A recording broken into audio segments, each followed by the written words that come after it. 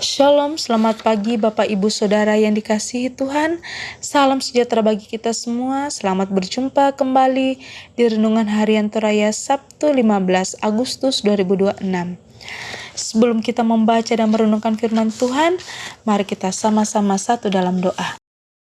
Ya Bapa di surga, kami mengucap syukur kepadamu untuk nafas hidup dan hari baru yang boleh kami terima pagi ini.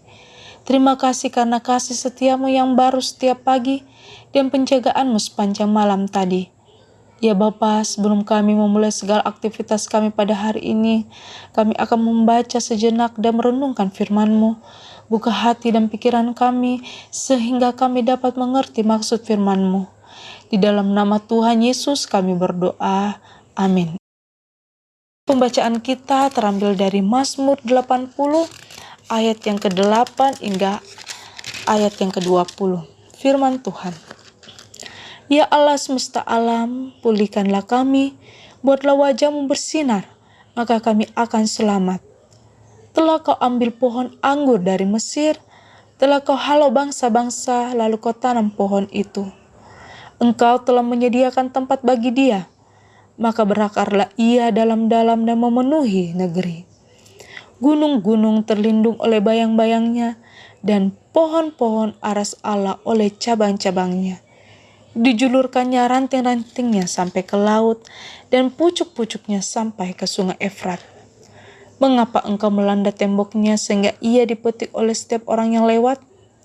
Babi hutan menggerogotinya, dan binatang-binatang di padang memakannya. Ya Allah semesta alam, kembalilah kiranya, pandanglah dari langit dan lihatlah, indahkanlah pohon anggur ini, batang yang ditanam oleh tangan kanan-Mu, mereka telah membakarnya dengan api dan menembangnya. Biarlah mereka hilang lenyap oleh hardik wajah-Mu. Kiranya tangan-Mu melindungi orang yang di sebelah kanan-Mu, anak manusia yang telah Kau teguhkan bagi diri-Mu itu. Maka kami tidak akan menyimpang daripada-Mu, biarkanlah kami hidup, maka kami akan menyerukan nama-Mu. Ya Tuhan Allah semesta alam, pulihkanlah kami, buatlah wajah-Mu bersinar, maka kami akan selamat. Amin. Judul perenungan kita pada pagi hari ini, Ya Tuhan pulihkanlah kami lagi. Di kampung kita sering melihat ada kebun yang dikelilingi pagar kayu. Pagarnya dibuat sangat rapat dengan tujuan supaya hewan-hewan liar tidak masuk dan merusak tanaman. Siapa yang membuat pagar itu? Sudah pasti pemilik atau penggarap kebun. Kebun akan terurus dengan baik jika pemilik atau penggarap memperhatikan dan merawat tanaman yang ada di dalamnya, termasuk melindungi dari hewan liar. Mazmur 80 adalah ratapan nasional.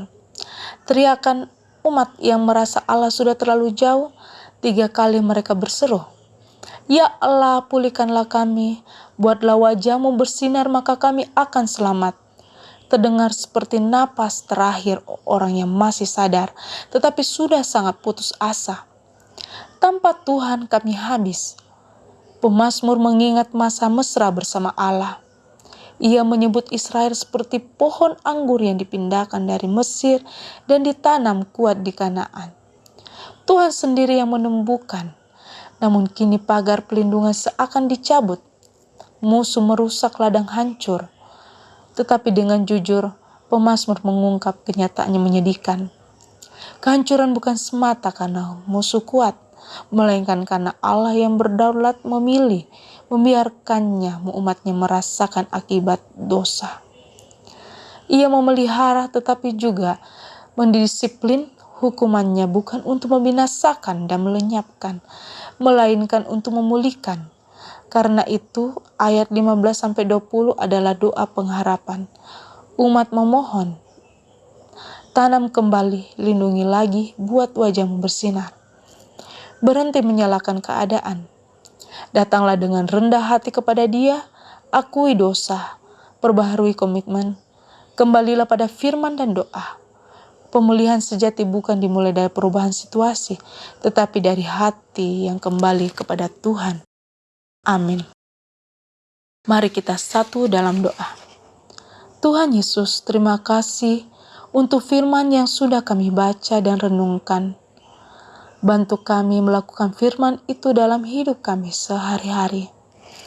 Ya Tuhan, kami menyerahkan seluruh aktivitas pekerjaan dan langkah kami ke dalam tangan-Mu. Bimbinglah pikiran, perkataan, dan perbuatan kami agar menjadi berkat dan memuliakan nama-Mu.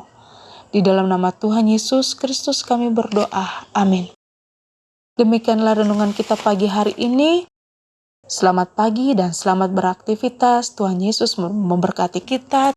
Amin.